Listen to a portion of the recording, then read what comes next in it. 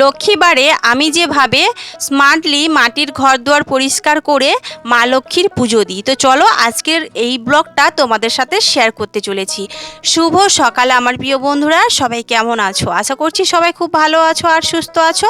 তোমাদের আশীর্বাদ ও ভালোবাসায়, আমার মহাদেবের আশীর্বাদে আমরাও না বেশ ভালো আছি।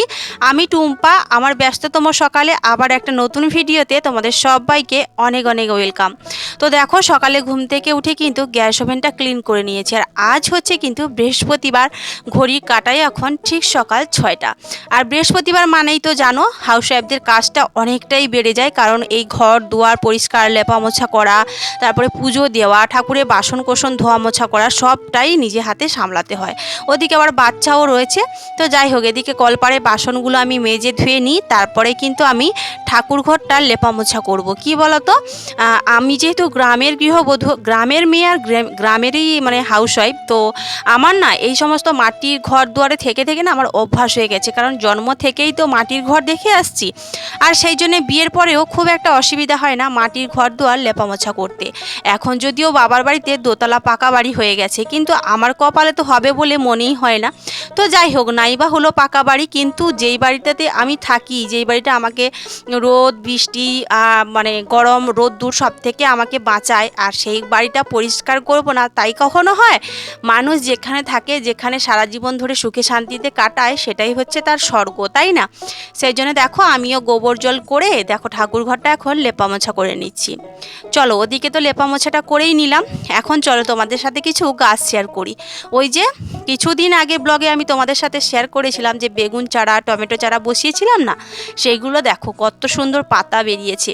সত্যি কথা বলতে কি বলতো, নিজের সংসারে মানে কিছু জিনিস একটা নিজে হাতে করার না মজাই আলাদা। এদিকে দেখো টমেটো গাছে আবার ফুলও ধরে গেছে। সত্যি আমার যে কি খুশি লাগছে কি বলবো তোমাদের। কখনো ভাবিনি যে আমার নিজের একটা সংসার হবে, আর সেই সংসারে আমি নিজে হাতে 5টা চারা গাছ লাগাতে পারবো। এদিকে দেখো, ওই যে বেশ কয়েকদিন আগে মাটি চটিয়ে আমি পালং, তারপরে লাল শাক, ধনিয়া, টক পালক এ সমস্ত কিছু দিয়েছিলাম না। এই যে দেখো, পালক আর লাল শাকটা কত সুন্দর বেরিয়েছে, তাই না?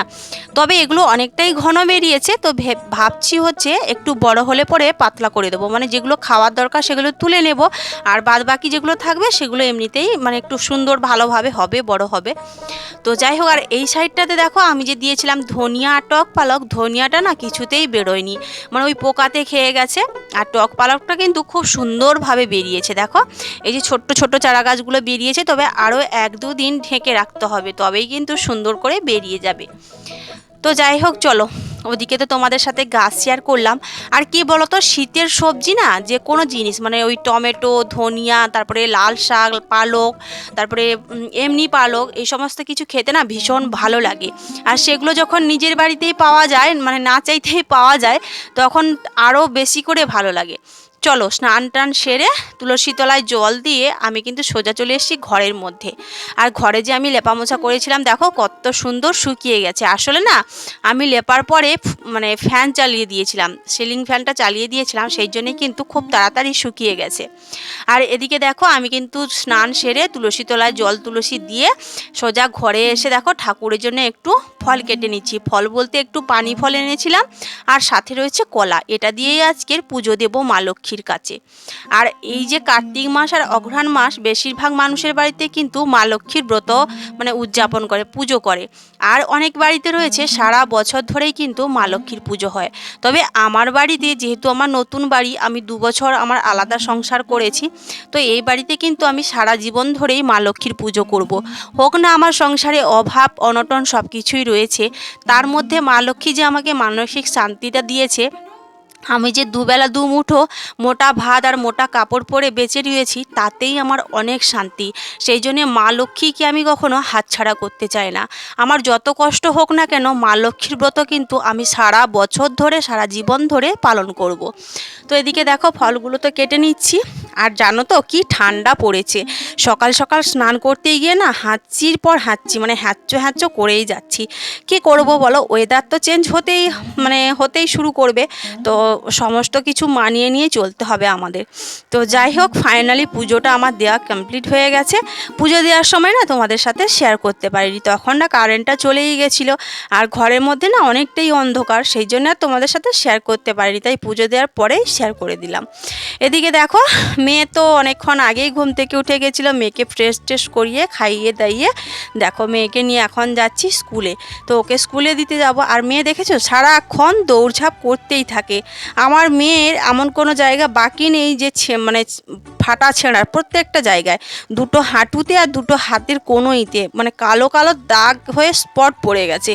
এত পড়ে যায় দৌড়াতে গিয়ে, বারবার বলি দৌড়িয়েও না, তোমরা দেখো তো ও কী হারে দৌড়াচ্ছে দেখো। যাই হোক, চলো মেয়েকে এখন স্কুলে দিয়ে আসি। বাচ্চা মানেই তো দৌড়ঝাঁপ করবে, তাই না? এটাই ওদের দৌড়ঝাঁপের বয়স। যখন আমাদের মতো বয়সে আসবে তখন বিভিন্ন মানে টেনশানে ভুগতেই থাকবে, তাই না? তো যাই হোক, চলো এখন মেয়েকে স্কুলে দিয়ে আসি। ফাইনালি মেয়েকে স্কুলে দিয়ে এসে এখন দেখো এই যে সকালে যে জলখাবার খেয়ে মেয়েকে স্কুলে দিতে গেছিলাম, সেই বাসন কোসনগুলো ছিল, তো সেগুলো দেখো আমি এখন একটু বাসনগুলো মাজা ধোয়া করে নিচ্ছি। আর সকালে না জল খাবার বানিয়েছিলাম হচ্ছে তোমার সেদ্ধ ভাত করেছি আর কাঁচকলা পেঁপে আলুর তরকারি করেছি, সেটা না এই ভিডিওর মধ্যে নিতে খেয়ালই হয়নি, তো ওটা বাদই চলে গেছে। তোমরা কিন্তু কেউ কিছু মনে করো না। তবে যাই হোক, তোমরা অনেকেই নতুন বন্ধুরা আমার পরিবারে এসেছো, তোমাদের অনেক অনেক শুভেচ্ছা ও ভালোবাসা।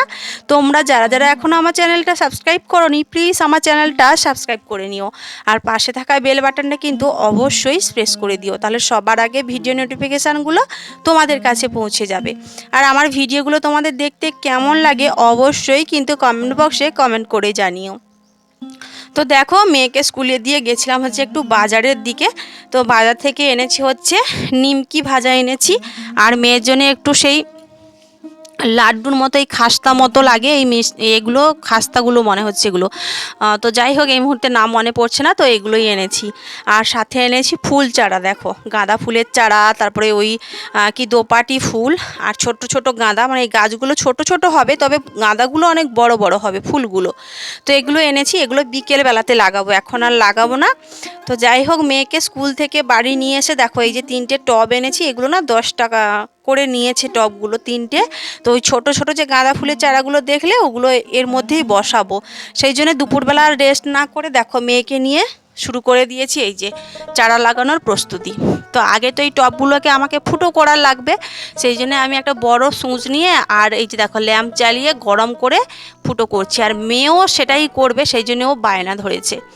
তো যাই হোক, আসলে কি বলো তো, শীতের সিজনে না সমস্ত ফল বলো সবজি বলো বা ফুল বলো বা ফল বলো, শীতেরও তো অনেক ফল থাকে, সব কিছুই না যদি নিজেদের হাতে লাগানো যায় তাহলে ভীষণ ভালো লাগে আর মনটাও অনেক তৃপ্তি পায়।